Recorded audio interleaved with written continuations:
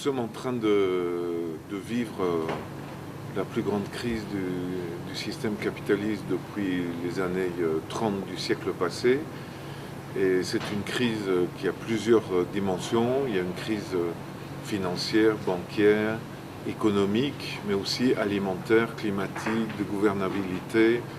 Le G8 ne fonctionne plus, il faut que les grandes puissances invitent les pays émergents pour faire le G20 global du système capitaliste. Et si on se concentre sur ce qu'on est en train de vivre en Europe, eh bien, les solutions qui sont appliquées par les gouvernements ne font qu'aggraver cette crise et la prolonger dans le temps. Je pense qu'on est au début de la crise. Ceux qui nous disent qu'on est au milieu ou déjà qu'on est en train d'entrevoir les solutions nous mentent. On est dans une crise qui va durer une dizaine d'années ou une quinzaine d'années. Donc c'est très important de penser en termes de solutions radicales pour une solution à la crise. Oui, pour moi, cette solution doit être une rupture avec le système capitaliste. Bien sûr, il y a différents scénarios possibles. Je dirais il y a revenir à un capitalisme mieux réglementé. On dira que c'est une formule qu'on peut appeler néo-keynésienne, un peu ce que les gouvernements comme Roosevelt et le gouvernement britannique et puis les gouvernements français et les pays du Benelux après la Deuxième Guerre mondiale ont mis en place, c'est-à-dire un capitalisme qui doit se discipliner. Ça, c'est un scénario possible. L'autre scénario, c'est, je dirais, une formule de capitalisme autoritaire, pas nécessairement de type fascisme ou nazisme, mais où la place pour la démocratie est fort limitée. C'est un peu ce que nous commençons à vivre, puisqu'il y a clairement on est toujours dans un capitalisme tout à fait déréglementé, avec de plus en plus d'autoritarisme. Et puis, troisièmement, je dirais, le troisième scénario, c'est une sortie anticapitaliste de la crise, où on viendrait à un système socialiste, autogestionnaire, démocratique, favorable au bien de l'humanité, au bien commun de l'humanité. Et évidemment, je suis personnellement pour cette troisième solution. Mais rien n'est donné d'avance. Et surtout, il ne faut pas imaginer que c'est une crise terminale du capitalisme, parce que le capitalisme, le métabolisme du capitalisme implique une succession de crises. Donc le capitalisme, il ne mourra pas de sa belle mort. Il sera, je dirais, enterré par l'action consciente des peuples et remplacé par un autre système, ou bien il se survivra lui-même dans les scénarios que j'ai dit, soit un scénario autoritaire, soit un scénario néo-keynésien.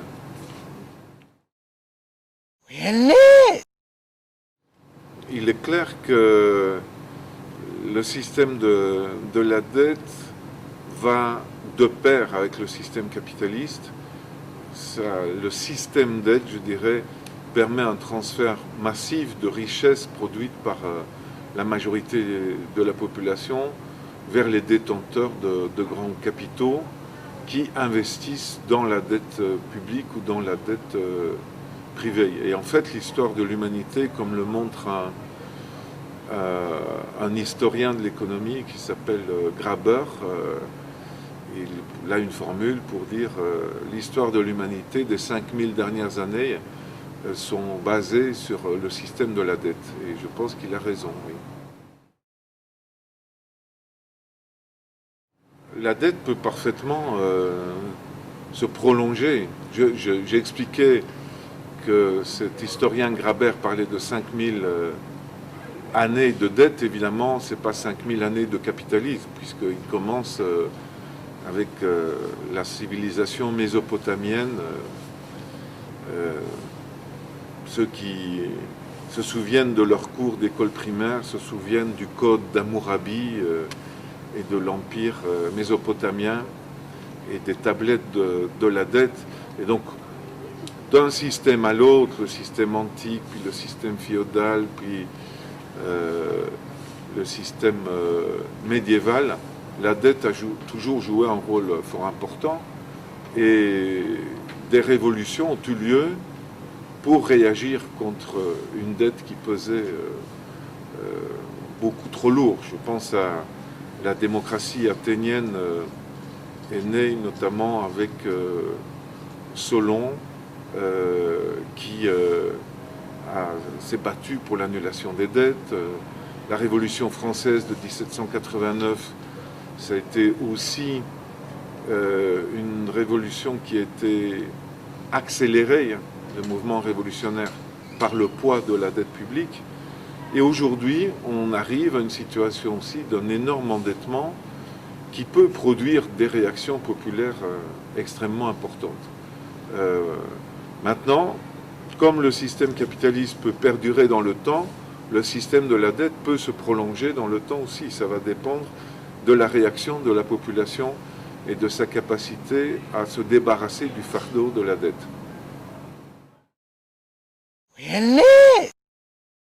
La dette publique, c'est un mécanisme... En fait, on pourrait avoir un système de dette publique favorable à l'intérêt général. On pourrait imaginer que les sociétés qui font les grandes sociétés privées qui font des bénéfices et les ménages les plus riches soient quelque part forcés par la société de prêter à 0% d'intérêt pour des projets qui intéressent l'ensemble de l'humanité. Par exemple, investir dans les énergies renouvelables pour supprimer le recours à la production d'électricité à partir d'énergies fossiles ou d'énergie nucléaire.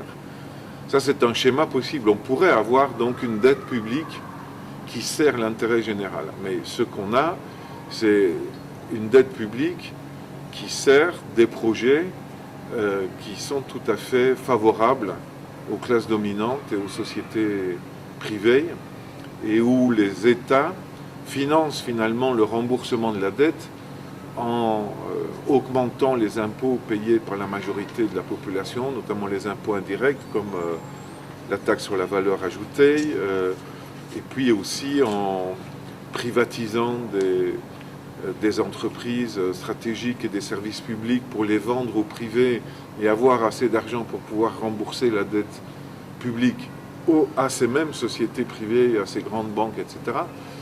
Donc la dette publique aujourd'hui fonctionne comme un énorme système de pompage de richesse de la masse de la population vers les plus riches.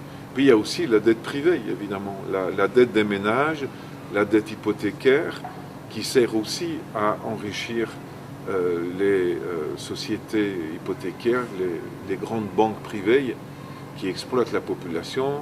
Quand la population qui s'est endettée pour acheter des logements n'arrive pas à rembourser, on l'expulse de son logement, mais on l'oblige à continuer à payer une dette. Et donc c'est un système là aussi d'extraction brutale et forcée des revenus de la majorité de la population qui a des revenus faibles vers les plus riches. Il faut se souvenir que dans l'histoire de l'humanité, il y a la dette a amené à soumettre des individus à l'esclavage. Pendant des siècles, les personnes qui n'arrivaient pas à rembourser leurs dettes perdaient leur liberté et devenaient la propriété des créanciers. Ça, nous ne le vivons plus. Mais ce qu'il y a, c'est on a un système plus subtil. Les gens restent libres formellement, mais ils sont quelque part forcés par le système légal à consacrer des années de leur vie à rembourser leurs dettes et à soumettre leur famille à des sacrifices très importants. Donc il est fondamental de se libérer de cette sorte de nouvel esclavage pour dette, où les hommes et les femmes n'ont plus perdu au stricto sensu leur liberté, il reste des hommes et des femmes libres, mais une grande partie de leur vie est déterminée par leur situation d'endettement. Et la même chose pour les pays. On voit que des pays comme la Grèce, et si on y prend garde, l'Espagne risque de connaître ce sort-là. Ces pays commencent à perdre leur liberté, leur autonomie, leur souveraineté et sont soumis au Fonds monétaire international, à la Commission européenne, à la Banque centrale européenne. Et donc le système de la dette au niveau des dettes publiques, des dettes souveraines, est un système où les pays endettés perdent une partie de leur liberté et deviennent de plus en plus subordonnés à la domination des grandes puissances créancières.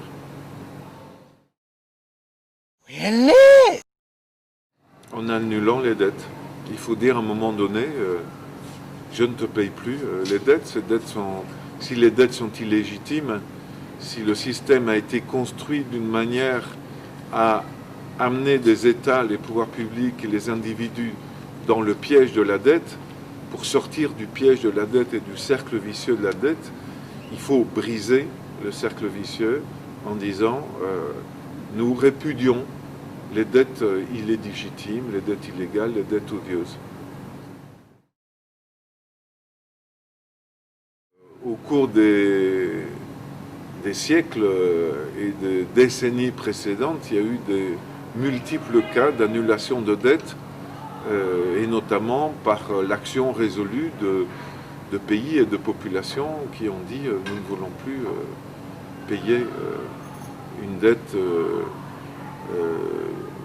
qui nous oblige à des sacrifices inacceptables. Je pense à l'Argentine en 2001, il y a une grande rébellion populaire en décembre 2001 et l'Argentine a suspendu le paiement de sa dette pendant 3 ans pour un montant de 90 milliards de dollars.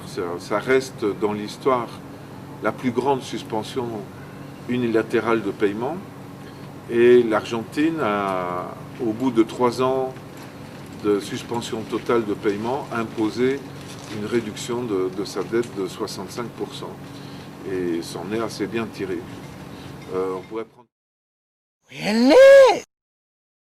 prendre plus récemment l'Équateur, qui en 2008 a décidé de suspendre le paiement de la dette après avoir procédé à un audit de sa dette, en disant cette partie-là de la dette est illégitime, nous ne la payons pas. Et là, l'Équateur a aussi forcé les créanciers à accepter une réduction de 65% de la dette. Ce qu'on a connu en Équateur, c'est le résultat de plus de 15 années de mobilisation populaire qui, par la rébellion, ils se sont débarrassés de 4 présidents successifs qui menaient des politiques néolibérales. La population native, donc indigènes, qui constituent plus de la moitié de la population équatorienne, se sont auto-organisés, notamment dans l'organisation qui s'appelle la CONAIE. Et le thème de la dette, à partir du début des années 2000, est devenu un thème très important dans la population. Donc si finalement on a eu l'élection d'un président comme Rafael Correa, qui a dit « je ne veux pas payer la dette illégitime », c'est le produit d'abord d'un grand mouvement populaire. Correa ne s'explique que comme le résultat d'une succession de luttes. Il est quelque part l'expression, à un moment donné, de la capacité d'un peuple à dire non. Et donc, les actes qu'il a posés, et qu'il ne faut d'ailleurs pas non plus présenter de manière exagérément positive.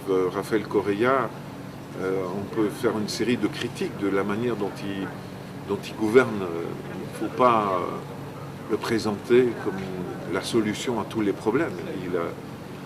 Il fait des erreurs, il a des faiblesses très importantes, mais il est clair que ce qu'il a fait de bien, les aspects positifs de sa politique sont liés à la pression populaire qui s'est exercée sur lui. Et donc la leçon fondamentale que moi je tire de l'expérience de l'Équateur, mais je pourrais dire aussi de la Bolivie ou du Venezuela ou de l'Argentine, c'est là où la population se mobilise, qu'elle peut produire des actes posés par des gouvernements qui, sous la pression de la rue, prennent des décisions souveraines, démocratiques, favorables aux populations. L'Islande, cette petite île du nord de l'Europe, où la population s'est rébellée après l'effondrement du système bancaire privé et a refusé que le pays paye avec de l'argent public une dette qui était réclamée par le Royaume-Uni et par les Pays-Bas. Et donc il y a eu deux référendums populaires où la population a refusé de payer la dette par voie référendaire, et l'Islande ne paye pas cette dette avec l'argent public. Et elle s'en tire beaucoup mieux que la Grèce ou l'Espagne aujourd'hui.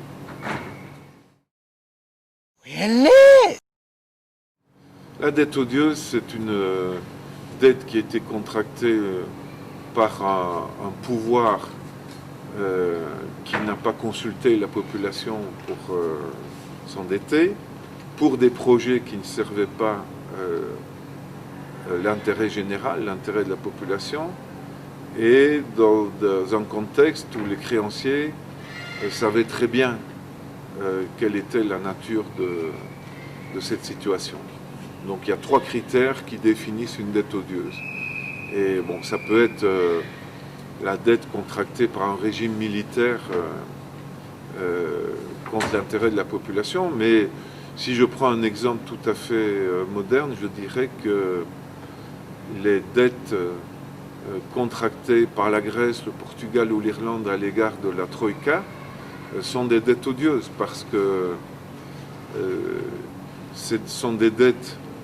Dans le cas de la Grèce, la population n'a pas été consultée démocratiquement. Ces dettes servent à mener des politiques qui violent les droits économiques et sociaux de la population grecque, et les créanciers sont parfaitement au courant. Les créanciers, c'est l'Allemagne, la France, la Banque Centrale Européenne, le Fonds Monétaire International. Ils savent très bien que ces dettes-là ne servent pas l'intérêt de la population. Donc pour moi, on peut parler dans le contexte européen d'aujourd'hui des dettes odieuses de la Troïka qui devraient être totalement annulées.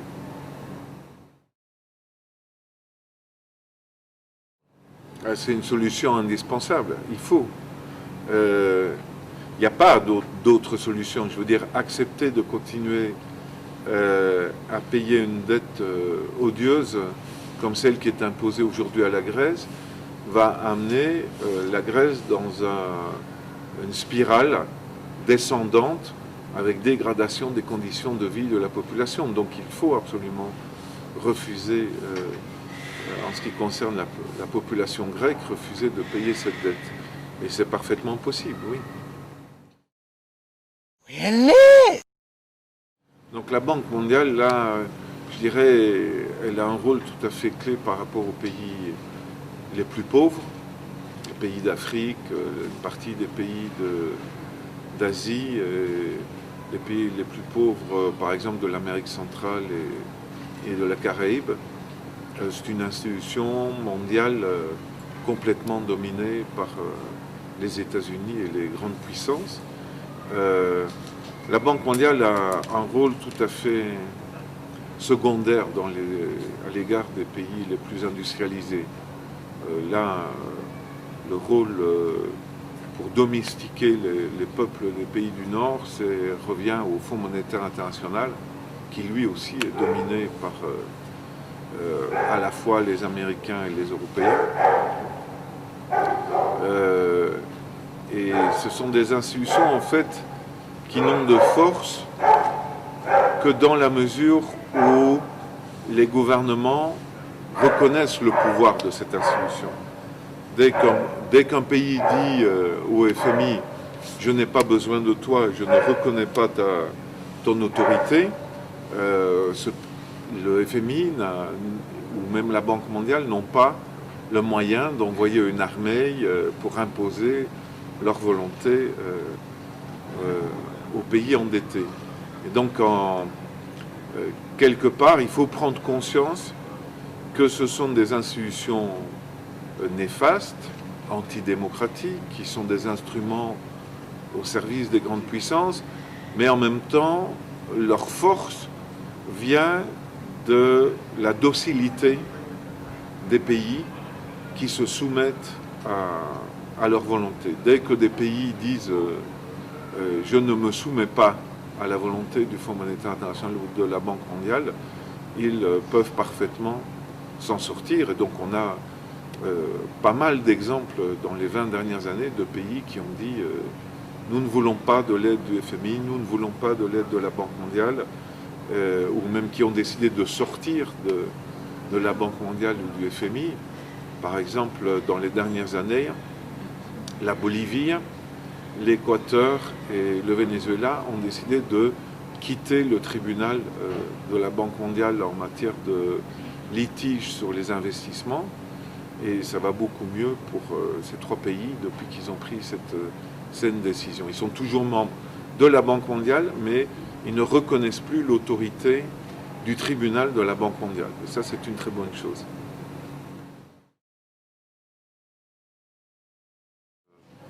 Il faut absolument que les pays sortent de ce type d'institutions tout à fait antidémocratiques, comme le Fonds monétaire international et la Banque mondiale, et qu'on se dote de nouvelles institutions qui soient des institutions démocratiques. Je suis pour une architecture internationale, je suis pour une réforme, par exemple, du système des Nations Unies. Mais en ce qui concerne la Banque mondiale, le Fonds monétaire international ou l'Organisation mondiale du commerce, il me semble qu'il faut absolument la dissolution de ces institutions, la suppression et la création de nouvelles institutions démocratiques.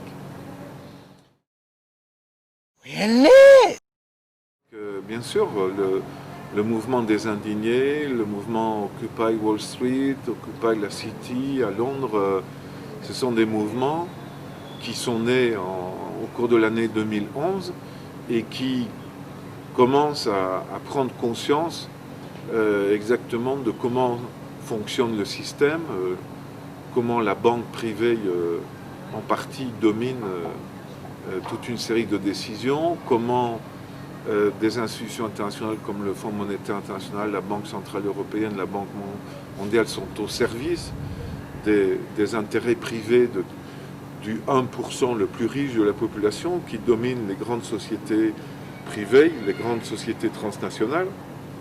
Et cette prise de conscience amène à un certain niveau d'auto-organisation qui doit pouvoir aboutir à l'adoption d'un programme pour se libérer du système capitaliste et dire voilà, il nous faut un autre système qui doit fonctionner autrement. Donc la rébellion populaire est un élément tout à fait clé pour sortir du système de domination capitaliste.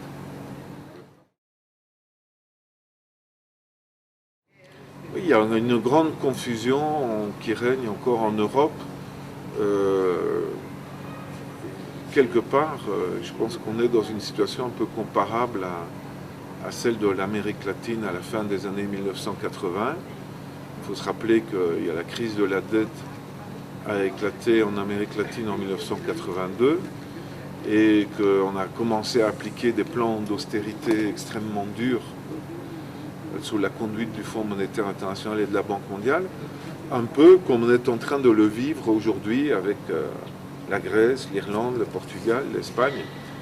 Et alors la question, c'est de voir combien d'années les peuples d'Europe vont mettre à comprendre que tout ça fait partie d'un système et que toutes les solutions qui sont appliquées ne sont absolument pas favorables au peuple et qu'il faut prendre un tournant radical. Donc je pense qu'il va y avoir une prise de conscience au travers des expériences concrètes, mais que ce qui est fondamental, c'est les mobilisations populaires. Et je crois beaucoup ou je dirais fondamentalement, je ne crois qu'à la mobilisation populaire comme moyen de trouver des solutions. Les élections font partie de cela, c'est-à-dire qu'à un moment donné, les mobilisations peuvent amener les gens à voter pour des solutions radicales, mais c'est d'abord l'auto-organisation des gens qui peut produire des solutions tout à fait positives.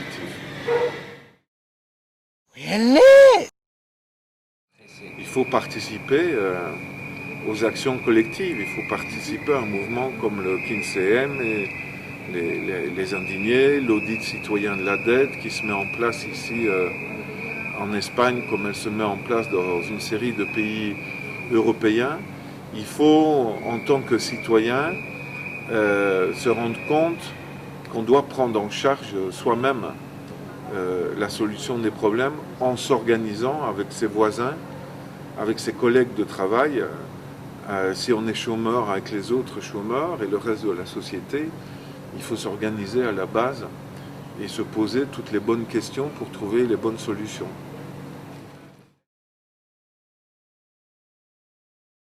Les pays doivent refuser de payer la dette illégitime et prendre une série de mesures complémentaires. Je dirais le non-paiement de la dette et l'annulation de la dette, c'est une mesure indispensable, mais insuffisante. Il faut transférer le système bancaire vers le domaine public, en faire un service public. Il faut une réforme des impôts, où les plus riches contribuent proportionnellement à leur richesse. Il faut toute une série de politiques au niveau monétaire, au niveau commercial, au niveau agricole, une protection des producteurs locaux pour produire pour le marché intérieur plutôt que pour le tout à l'exportation. Donc il faut changer de modèle, rompre avec le modèle productiviste, capitaliste.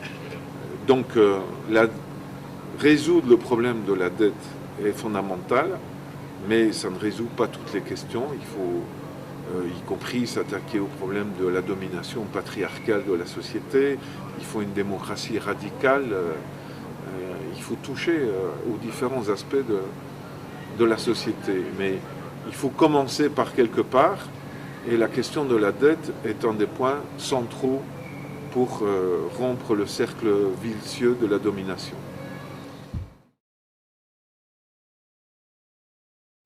Je pense qu'il n'est pas possible d'avoir de certitude là-dessus. Je pense que, moi j'espère que l'humanité va agir consciemment pour trouver des solutions à la crise climatique, à la crise alimentaire, à la crise de la dette, mais il n'y a rien n'est écrit à l'avance. Tout dépend de la capacité des gens à prendre conscience. Et ce n'est pas automatique. Donc la solution vient de nouveau de l'action consciente des citoyens et des citoyennes. Et si on n'agit pas, il n'y a rien d'inéluctable. Mais ce qui est certain, c'est si on n'agit pas, il est très difficile de changer dans un sens positif la société. Donc il faut agir.